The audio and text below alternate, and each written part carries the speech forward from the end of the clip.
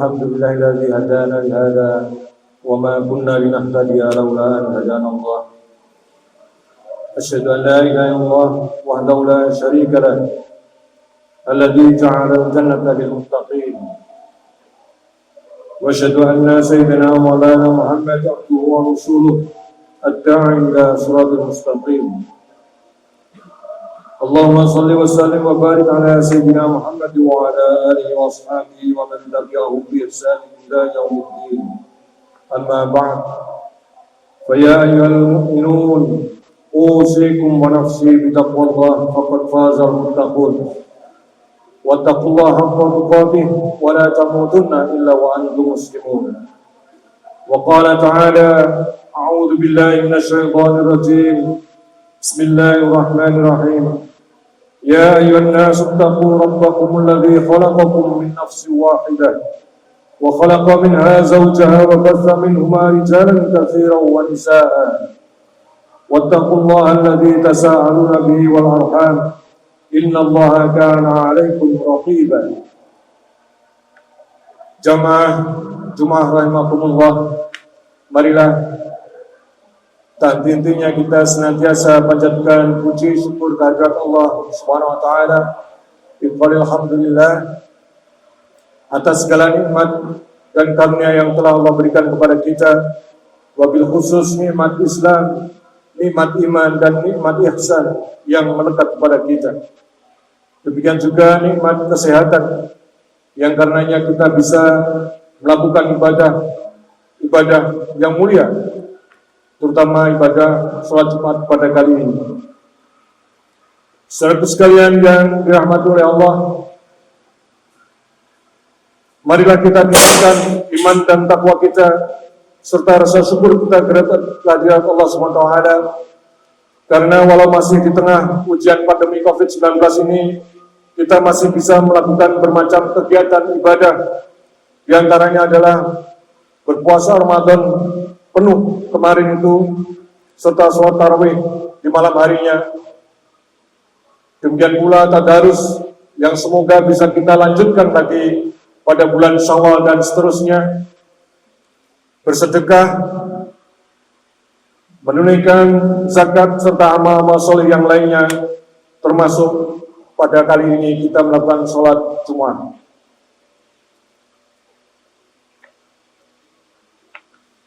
Ini semuanya adalah berkat rahmat Allah semata. Nah, berbicara sholat rahmat, Rasulullah bersabda, "Khalaqallahu mi'ata rahmah, fawada'a wahidah baina khalqi wa khata'a 'indahu mi'ah illa wahidah." Allah itu menciptakan 100 rahmat. Lalu Allah meletakkan satu rahmat di antara para hambanya, dan Allah menahan atau menyimpan 99 rahmat di sisinya. Rawahu Muslim. Saudara sekalian, rahimakumullah, walau hanya satu rahmat yang diturunkan di dunia,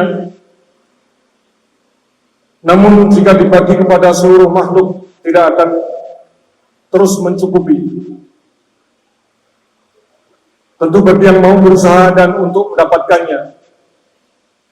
Jangankan manusia, binatang pun, katakanlah kita sebut kuda atau kambing, dia juga dikaruniai rahmat. Buktinya dia mengangkat kakinya ketika khawatir menginjak sang anak yang baru dilahirkannya.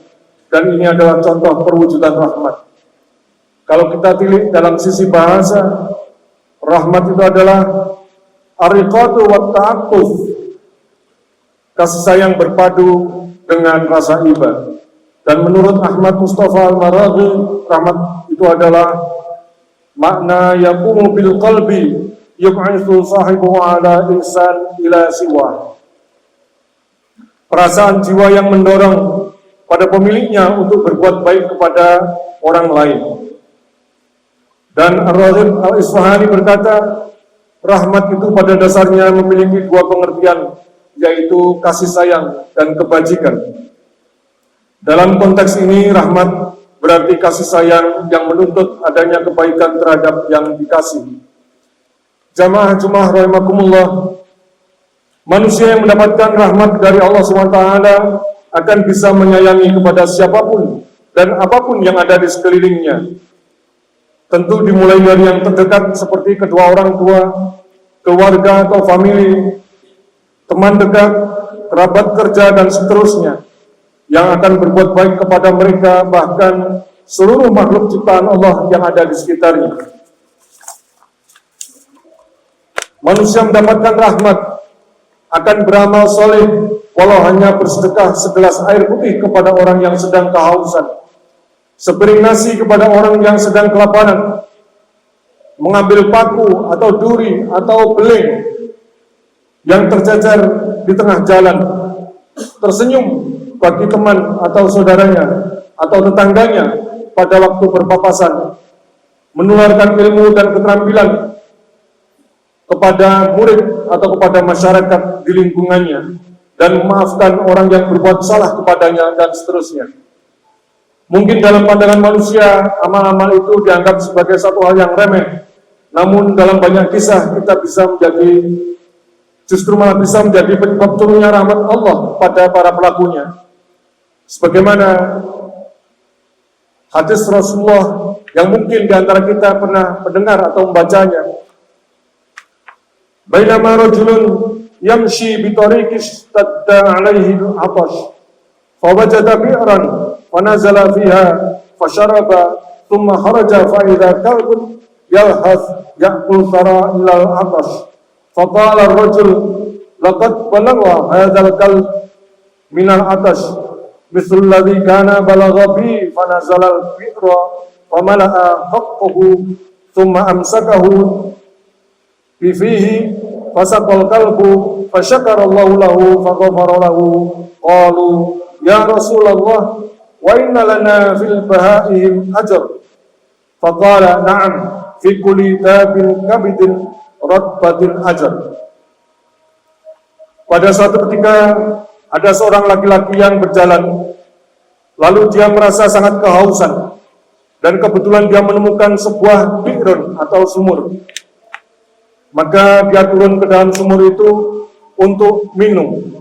Setelah keluar dari sumur, dia melihat seekor anjing yang sedang kehausan menjulurkan lidahnya, tanda-tanda kehausan.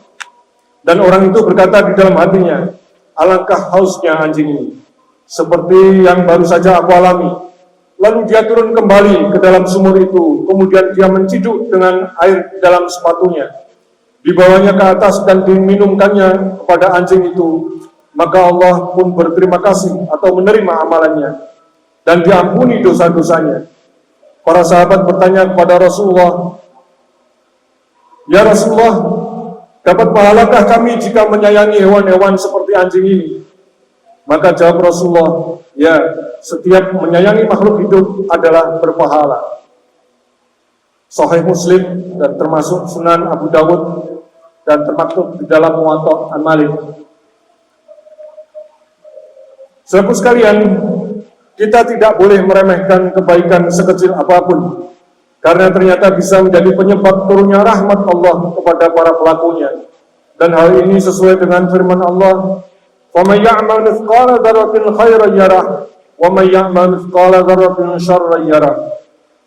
Barang siapa yang mengerjakan kebaikan sebesar zarrah pun, niscaya dia akan melihat balasannya. Dan siapa yang mengerjakan kejahatan sebesar zarrah pun, niscaya akan melihat balasannya pula. Surah Az-Zalzalah ayat 7-8. Jamaah Jumat rahimakumullah, telah kita ketahui bersama bahwa Rasulullah Muhammad SAW diutus juga sebagai rahmat. Wa ma arsalnaka illa rahmatan lil alamin. Kami tidak mengutus engkau wahai Muhammad melainkan sebagai rahmat bagi semesta alam. Dan Rasulullah juga pernah berpesan, irhamu man fil ardi yarhamukum man fis sama. Berkasih sayanglah kamu sekalian kepada siapapun yang ada di muka bumi, niscaya siapapun yang ada di langit akan mengasihi kalian.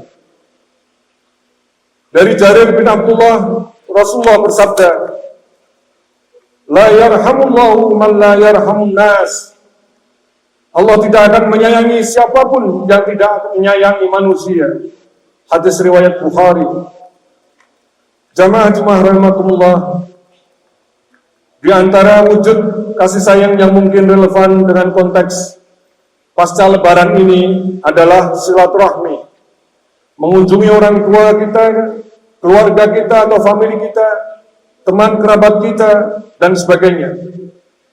Hal ini adalah sebagai penguat kesucian setelah bulan Ramadan. Jika bulan Ramadan telah difungsikan sebagai mesin cuci hati kita dan sekaligus jiwa kita,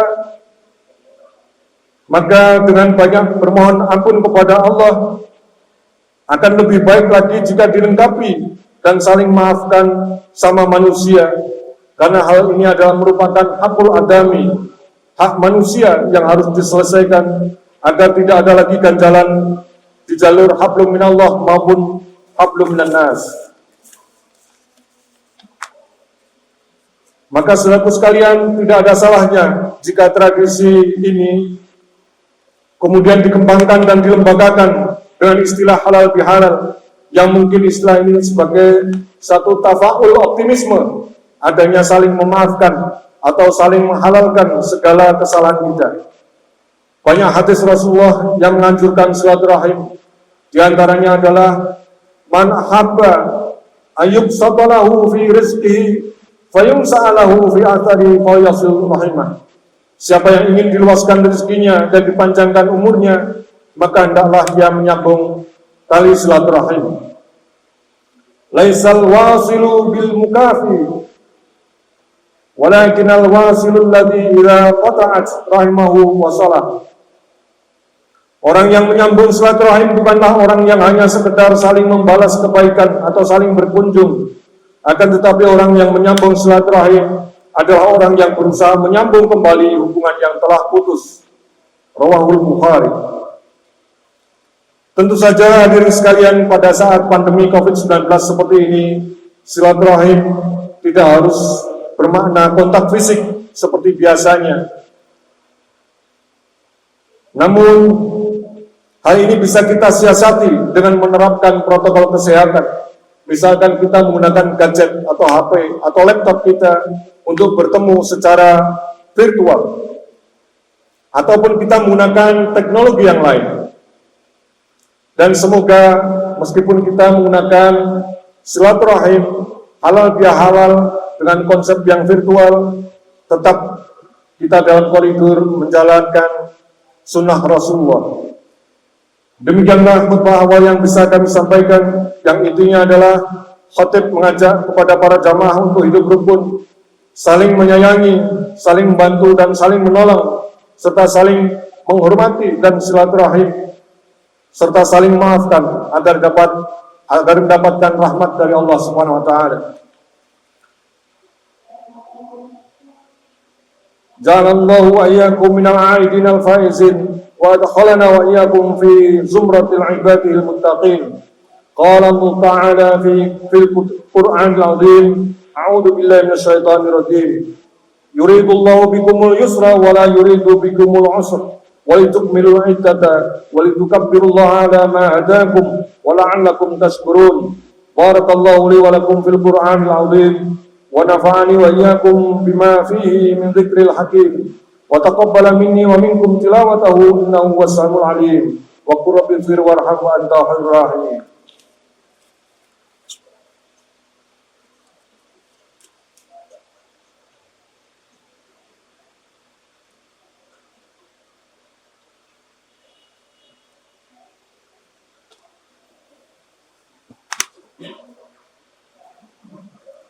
Alhamdulillahirabbil alamin. Allahumma shalli wa sallim ala sayyidina Muhammad wa ala alihi wa sahbihi ajma'in. Fa ya ibadallah, ittaqullaha haqqa tuqatih wa la tamutunna illa wa antum muslimun. Qala Allah ta'ala fi kitabil 'azim, inna Allaha wa malaikatahu yusholluna 'alan nabi. Ya ayyuhalladzina amanu shallu 'alaihi wa sallimu taslima. Allahumma salli wa sallim ala sayyidina Muhammad wa ala alihi wa ashabihi ajma'in, wa tabi'in wa tabi'ut tabi'in wa man tabi'ahum bi ihsan ila yaumiddin wa alaina ma'hum bi rahmatika ya arhamar rahimin.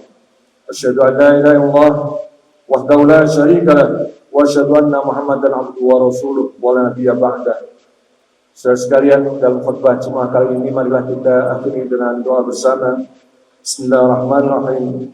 Allahumma ighfir lil muslimina wal muslimat wal mu'minina wal mu'minat al ahya'i minhum wal amwat. Innaka sami'un qaribun mujibud da'awat ya qadiyal hajat. Rabbana iftah bainana wa baina qaumina bil haqqi wa anta khairul fatihin. Rabbana zalamna anfusana wa illam taghfir lana wa tarhamna lanakunanna minal khasirin. Rabbana hab lana min azwajina wa dhurriyyatina qurrata a'yun waj'alna lil muttaqina imama. Allahumma inna nas'aluka tawfiqa ahli huda wa a'mala ahli yaqin wa munasahata ahli tawbah wa azma ahli sabr wa jidda ahli khasyah wa talaba ahli rahbah wa ta'abbuda ahli warah wa irfana ahli ilm hatta nakhafak.